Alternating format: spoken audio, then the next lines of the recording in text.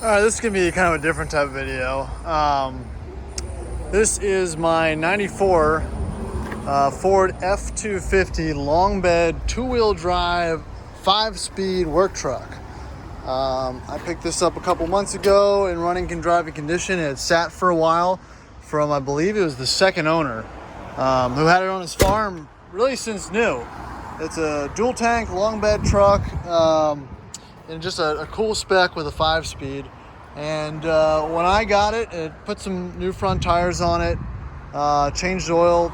Apparently the previous owner did the drain the fuel tank, put a new fuel filter, fuel pump in it, changed the oil, did the valve cover gasket, and that's really about it. And it was running and driving for at least 2 or 3 months since I've had it, and it was a great truck. Had some brake lockup issues that these are known for, so I had the front pads, rotors, calipers, and a brake line replaced, which cured that issue. But in the meantime, I developed a stumble under load issue. Since then, we've replaced the cap, plugs, and wires. I've replaced the idle air control valve and the map sensor. Other than that, it still won't run. It starts up fine. It doesn't sputter. It idles perfectly. It revs up in neutral, but then in gear it dies. And I feel like I've read every forum post, every blog, every old F-150, F-250. This is the 4.9 liter straight six. It's a pretty bulletproof engine. I'm getting fuel. I believe we've got 50 pounds of fuel pressure. We've got spark. We've got fuel. We replaced a bunch of these vacuum lines. We don't have any apparent vacuum leaks. Really the only thing left is dropping the tank, I guess, and maybe seeing if there's some clogging up the screen there. I've done some seafoam, and other than that, it just won't do it. It'll start up, it'll run, it'll idle. I'll show you guys the symptoms, but for all the Ford guys out here, let me know what you think. This has been one of the biggest kind of pains in my ass over the past couple weeks, and it's one of those points where I continue throwing money into the trunk, or do I get rid of it? So I'm going to start it up and kind of run you through some of the different scenarios that I've had it in, and hopefully someone out there will be able to give me some feedback, and I'd really appreciate it. So let me do that right now.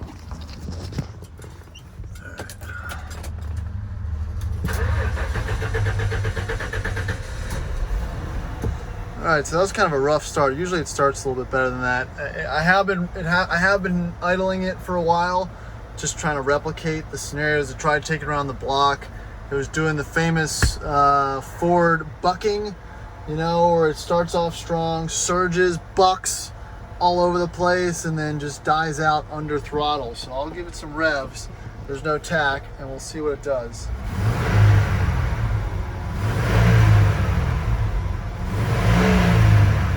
So when you first start it up, it feels fine. It revs fine. It'll drive. Within the first 100 feet, it'll move. And then about 20 feet after that is when you start having issues. It sputters. Depending on where your foot is, on the throttle, it will just completely cut out and give you no power.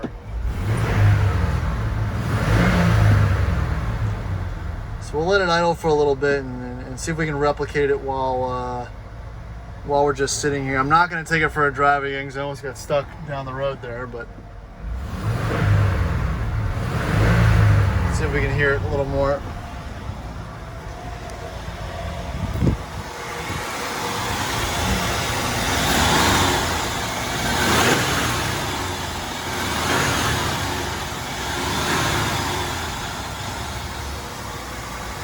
But it's frustrating because it sounds great.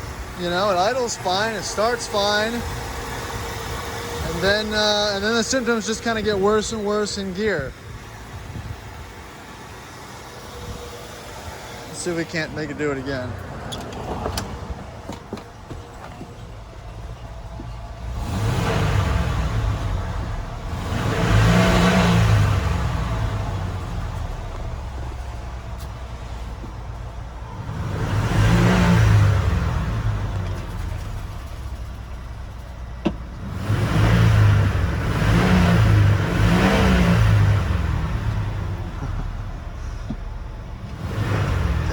course, now it's being super responsive, not replicating it. I'll check back here in a second.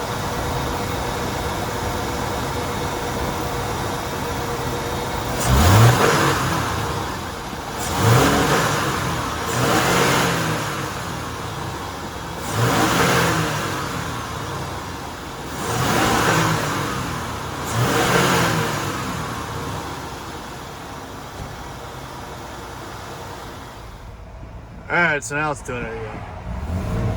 So that's foot on the floor. It's just not, it's just dying. Let you hear it a little better.